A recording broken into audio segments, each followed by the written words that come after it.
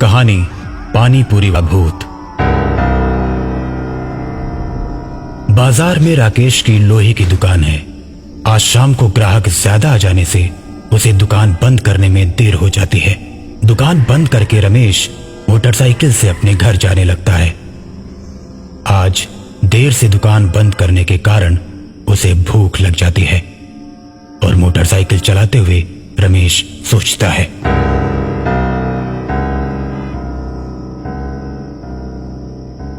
यार इतनी तेज भूख लगी है कि चक्कर आ रहे हैं। मुझे बाजार में ही रुककर कुछ खा लेना चाहिए था। अब इतनी रात को इस रास्ते पर कुछ मिलेगा भी नहीं।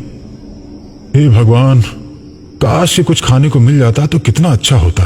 तभी राकेश को रास्ते पर एक पानी पूरी का स्टॉल दिखाई देता है।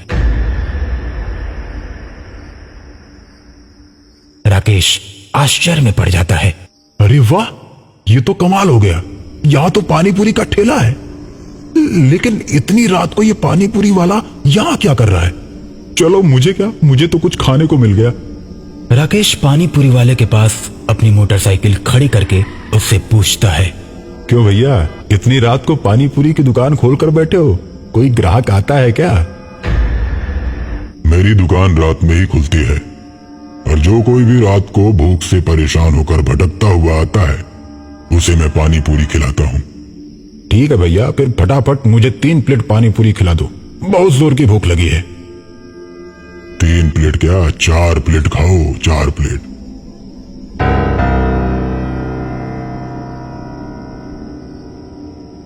मैंने तो 3 प्लेट मांगा है और आप मुझे 4 प्लेट क्यों खिला रहे हैं?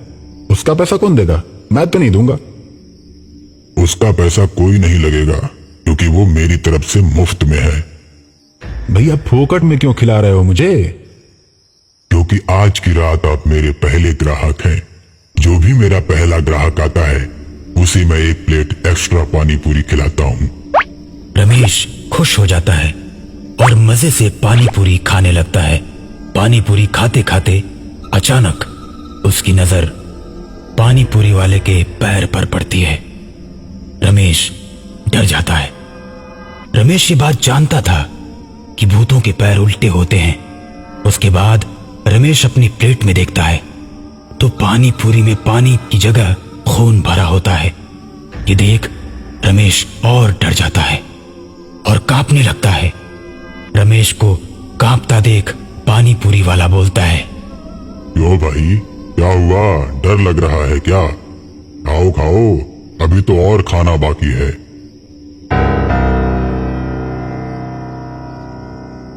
इतना बोलते ही उस आदमी का चेहरा बदलने लगता है। उसकी आंखें लाल और बड़ी हो जाती हैं। अब रमेश उसका चेहरा देख अपनी मोटरसाइकिल छोड़कर भागने लगता है। कहाँ जा रहे हो? अरे पानी पूरी तो खाते जाओ, अभी तो 1 प्लेट ही खाए हो।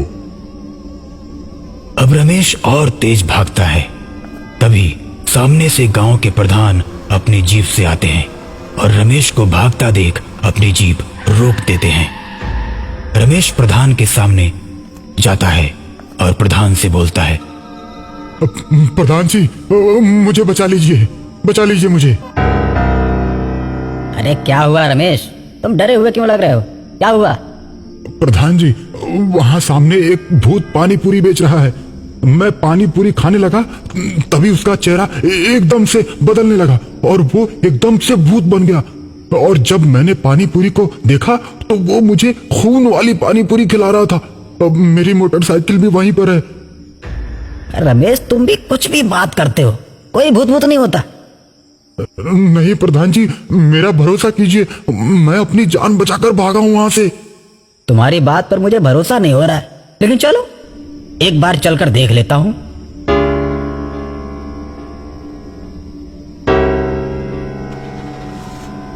रमेश जीप में बैठकर प्रधान को पानी पूरी के ठेले वाली जगह पर ले जाता है, लेकिन वहां जाने के बाद उसे कोई भी ठेला और आदमी नजर नहीं आता। बस वहां उसकी मोटरसाइकिल खड़ी रहती है। मैंने क्या बोला था? कोई भूत भूत नहीं होता। तुम झूठ में डरे हुए हो। तुमने कोई नशा वशा किया है क्या? नहीं प्रधान जी, मैं तो कभी कोई नशा नहीं करता। मैं सच कह रहा हूँ, यहीं पर वो ठेला लगाकर पानी पूरी बेच रहा था। चलो कोई नहीं, तुम्हारे मन का वहम होगा, भूल जाओ। अपनी मोटरसाइकिल उठाओ और चलो।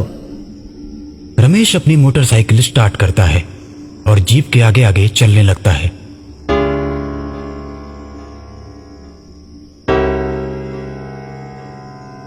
कुछ दूर चलने के बाद रमेश को आगे कुछ दिखाई देता है। अचानक वो अपनी मोटरसाइकिल रोक देता है। रमेश को रुकता देख प्रधान भी अपनी जीप रोक देता है। अरे अब क्या हुआ, रुक क्यों गए? चलो। रमेश डरते हुए बोलता है, प्रधान जी, सामने से कोई आ रहा है। इतनी देर में वो पानी पूरी वाला रमेश के आगे आकर खड़ा हो जाता है और रमेश की गर्दन पकड़कर कहता है, मैंने तुझे कितनी बार कहा कि पानी पूरी खाकर जा, लेकिन तूने मेरी एक नहीं सुनी, और जो मेरी बात नहीं मानता मैं उसे जिंदा नहीं छोड़ता।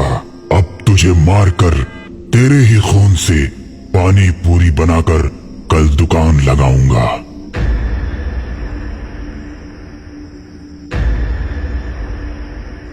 इतना कहकर भूत रमेश को मार देता है। अब भूत को देखकर प्रधान डरकर जीप छोड़कर उल्टे पैर भागने लगता है और तभी प्रधान के आगे वो भूत खड़ा हो जाता है और उससे बोलता है, क्यों प्रधान, तू तो अपने आप को बहुत बड़ा महान समझता है। तुझे क्या लगा कोई भूत भूत नहीं होता? मुझे छोड़ दो भूत जी, मुझे छोड़ दो। मैं अब कभी भी आपका अपमान नहीं करूंगा। अरे मेरा सम्मान ही कब है जो तू मेरा अपमान नहीं करेगा? सारी दुनिया मुझसे डरती है, मुझे किसी के सम्मान की जरूरत नहीं। अब तो तुझे मरना ही पड़ेगा। कल दोनों के खून से मैं बहुत बड़ी पानी पूरी की दुकान लगाऊंगा।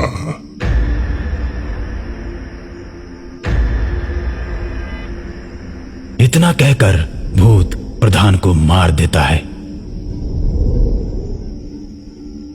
और दोनों के खून से पानी पूरी की दुकान लगाता है।